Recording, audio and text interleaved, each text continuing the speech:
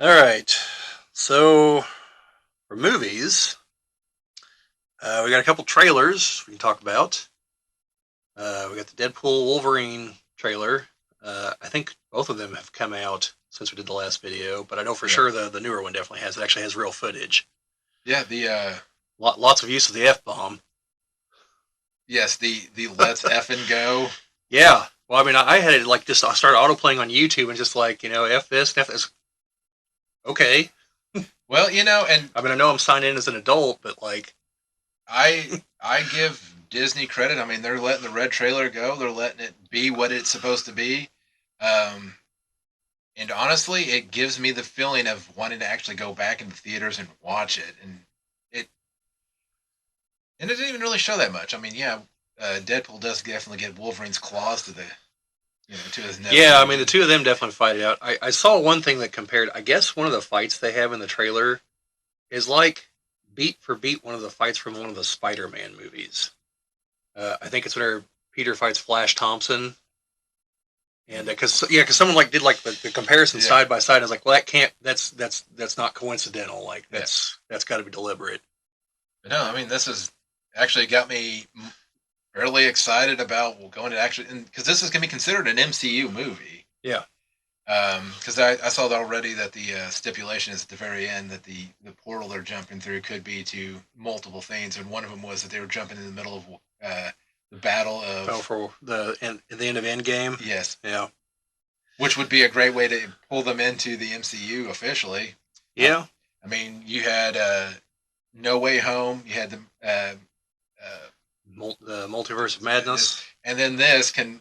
I mean, honestly, if you talk about setting up, bringing everybody in, they did the perfect setup in three, two movies, now three movies Yeah. to do that.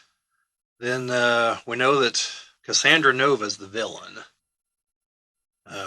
So for those of you that don't know, she's like essentially Professor Xavier's evil twin sister. Like it's significantly more complicated because it's comic books, but that's the basics of the equation. Yeah, And despite the fact she should be a mutant, because I believe she is, because she has psychic powers, like Xavier, she hates mutants. Like wants to wipe them all out, especially her brother. So yeah. There's some weird comic book panels about like her and her brother fighting in the womb.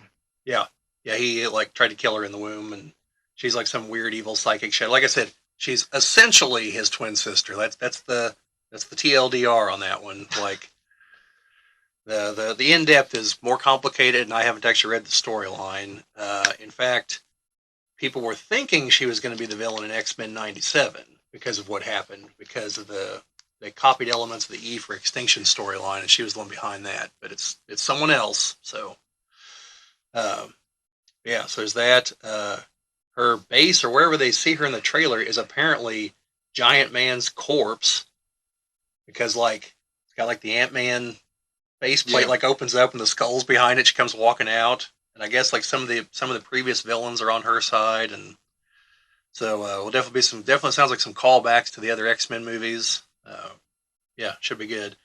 I am interested to see is is the Deadpool we see in the movie is he the one from Deadpool 1 and 2? And the reason I say that is because what's her face is alive again, as near as I can tell. Whenever the TVA agents come and get him, and she's definitely dead at the end of Deadpool 2. You know, so either something happens because I guess he did have Cable's time machine, so maybe he went back and saved her, yeah, or it's a variant of all that. So yeah. Because I know we get a little bit of the time shenanigans in there too with the.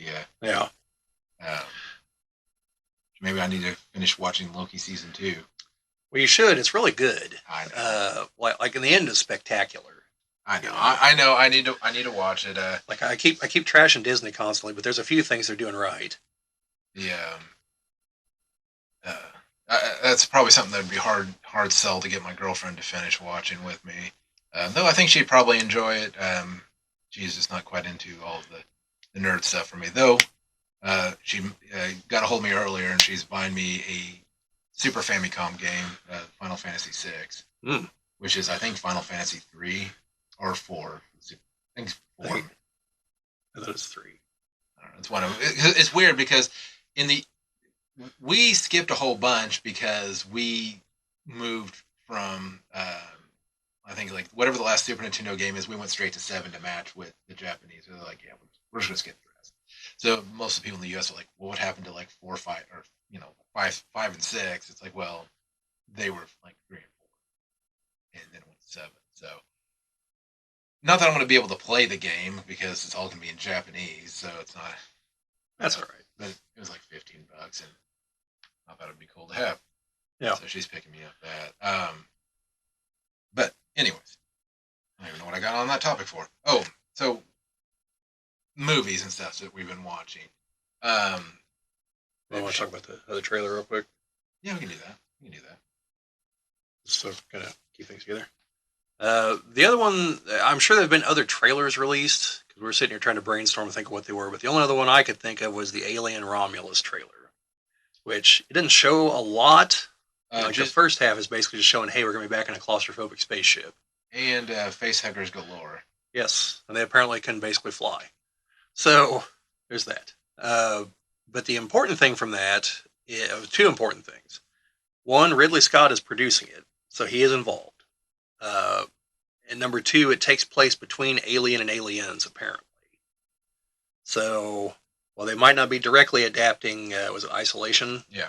They are at least realizing that, like, Ripley was asleep for like 75 years. Like, there's a big chunk of time right there that we can do things. Yeah, it'd be great if they did bring in some Alien Isolation or some of the elements of that. I still think it would make a great movie. I'll stand by that. I mean, from what you've told me about it, I think it would. So. Well, I'm telling you, if you have a way of playing it, you have an Xbox 360, don't you? Yeah. You can play it on 360. It's worth a playthrough. Now it's depending on what difficulty level you play it on, it can be pretty damn hard. But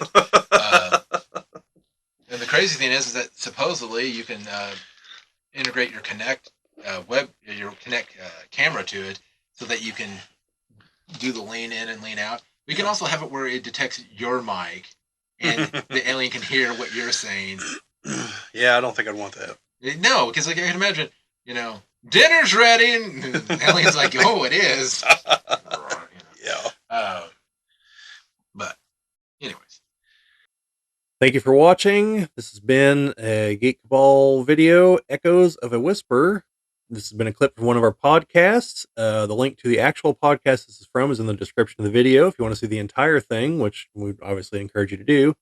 But otherwise, if you enjoyed what you saw, a thumbs up is always appreciated. Subscriptions and all the rest is definitely appreciated. Comments, as always.